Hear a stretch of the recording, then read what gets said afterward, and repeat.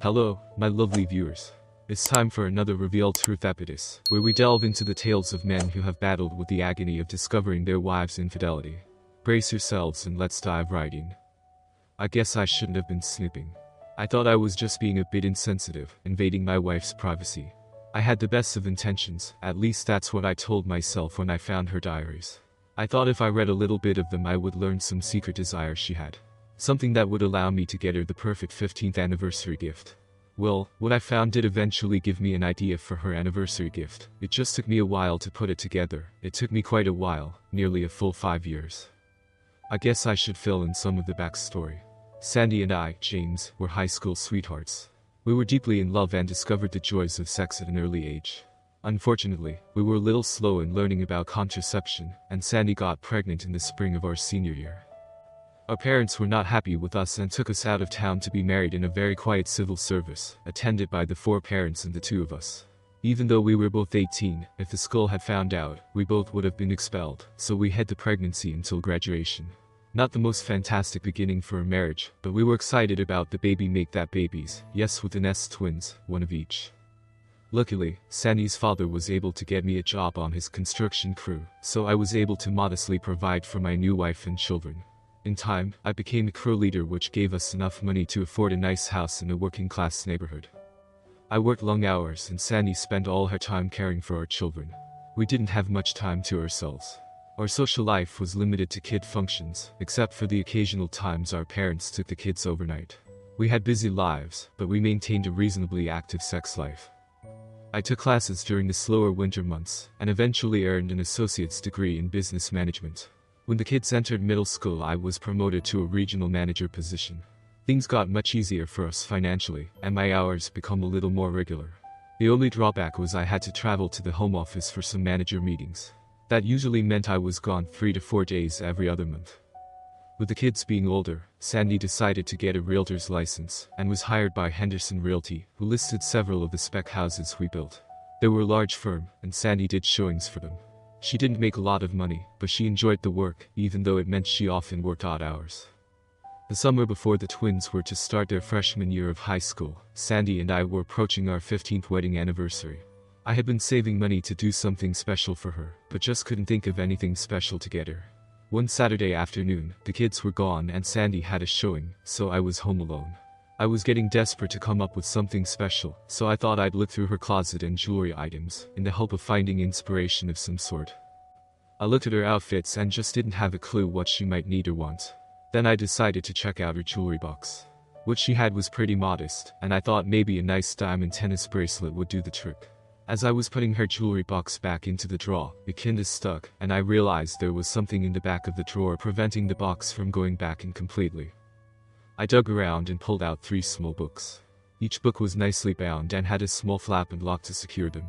I stared at the books and it dawned on me that they must be her diaries. I never knew she kept a diary. I had never seen her writing in it, and she had never spoken of them. That should have told me they were very personal, and I shouldn't mess with them, but curiosity had always been one of my weaknesses. And besides, maybe it will give me a great idea for her gift. Yeah, that's the rationalization I used when I cracked open her private diaries and began reading. It appeared she had started them when the kids were about 2, and much of the first 2 books were just recaps of important childhood events and not much else.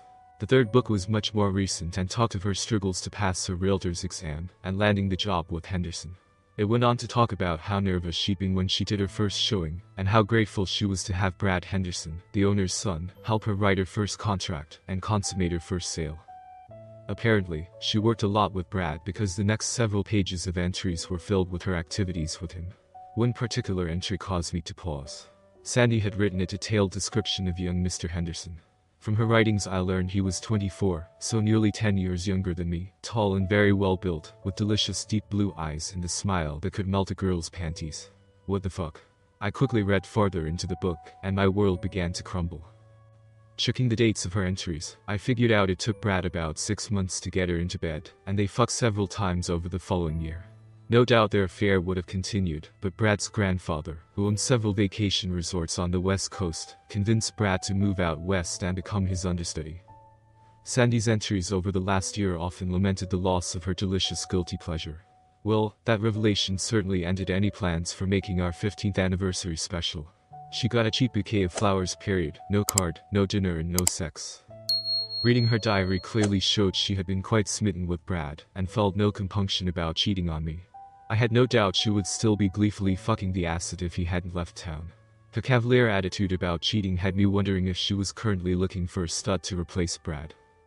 I focus on being supportive of my kids, and let my feelings for the only girl I'd ever loved slowly die. My plan was to stay married to the cheating bitch until the kids left for college.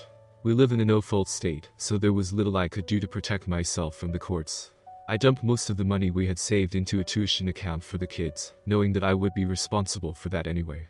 I also began to slowly collect cash and rare coins, and keep them in a safe in a rented fireproof, climate-controlled storage unit under my brother's name. Periodically, I would check her diaries to see if she had found a new boy toy, but there was never any mention of any new delicious guilty pleasures. She did describe, in great detail, her lust-filled daydreams she had about a few young men she had encountered, but it appeared she never acted on any of those feelings. Most of her entries were just recaps of her work life and the kids' adventures. As the kids prepared to graduate, she wrote of her hopes to travel with me, and finally get to enjoy life with her wonderful, thoughtful, loving husband. She actually wrote those words. I almost puked. The day came to drop off the kids at school and return home as official empty nesters. It had been a tough few years, pretending to care about Sandy. I had shed a lot of tears early on, but gradually hardened my heart. Oh sure, I had continued to fuck the bitch, but it was just that, fucking, never making love.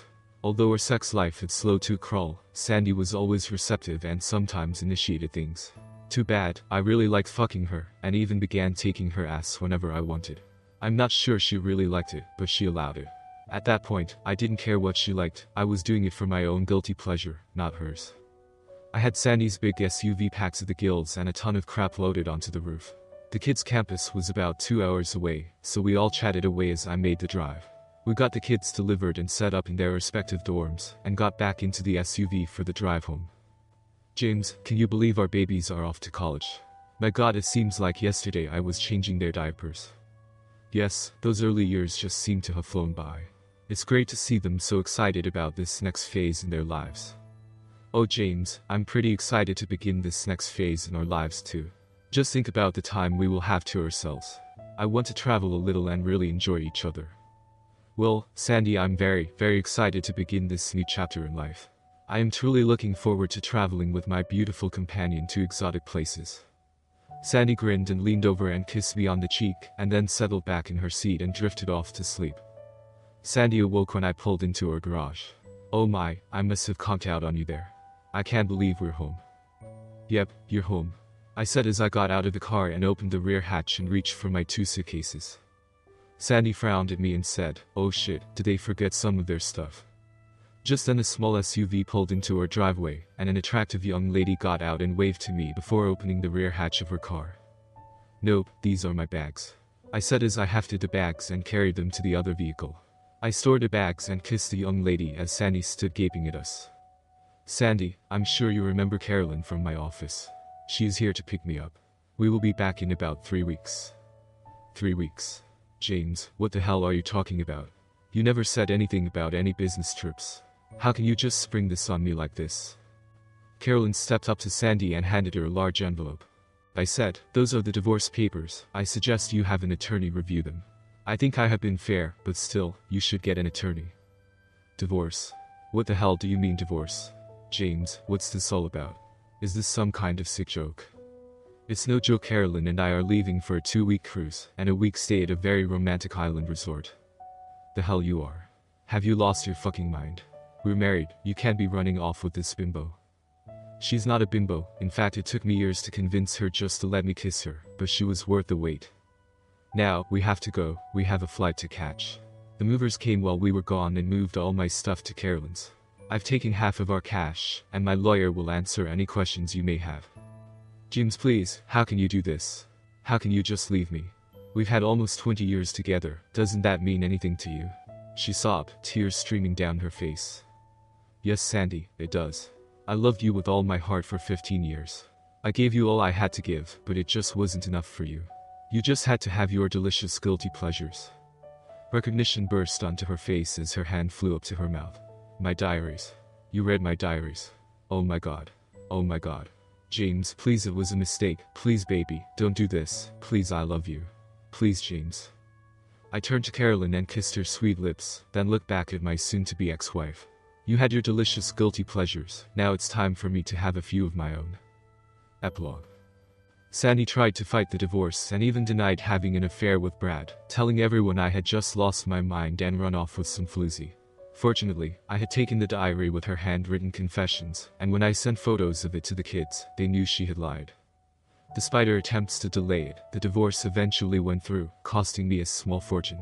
By that time, I was living with Carolyn, and she was working hard to keep my spirits up by fucking my brains out.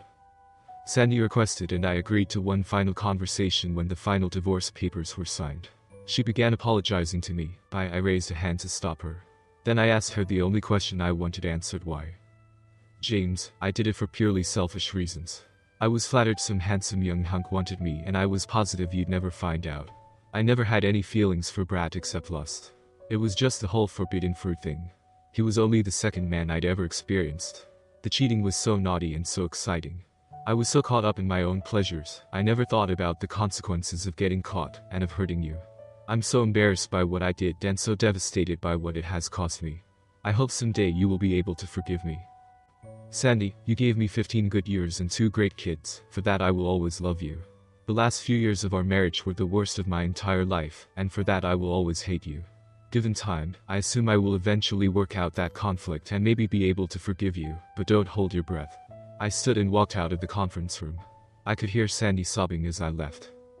By the time the kids graduated, I had worked through the pain of her betrayal, thanks mostly to the efforts of my bride Carolyn. We threw a big graduation party for the kids, and Sandy came with her new boyfriend. He seemed like a good guy, and I told Sandy I was happy to see she had moved on. Then I hugged her and told her I had forgiven her. She burst into tears and rushed to the restroom. Carolyn, who had heard everything, wrapped an arm around me and said, "That was a nice thing for you to do, just don't even think about giving her any new guilty pleasures." I laughed and squeezed my bride. "Don't worry, beautiful, your pleasures are the only ones I'm interested in." We have come to the end of today's story. Remember, communication and understanding are vital to maintaining healthy relationships. Hit that like button and subscribe to Reveal Truth for more.